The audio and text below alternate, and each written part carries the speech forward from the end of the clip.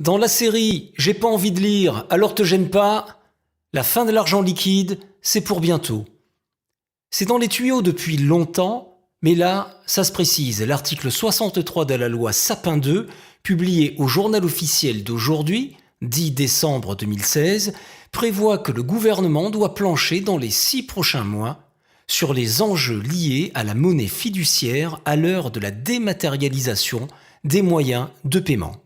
En novlangue, ça veut dire que le gouvernement prépare les modalités du passage à la monnaie totalement numérique et que cela va arriver très vite. Fini les pièces et les billets.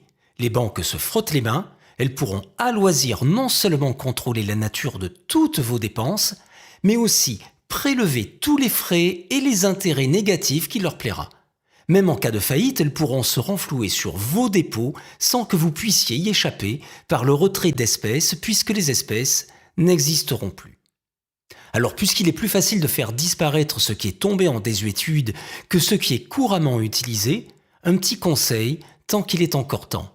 Refusez les paiements sans contact. Utilisez les billets même si ça vous rappelle ceux de papa. Utilisez les pièces même si elles faisaient chanter les poches de mamie.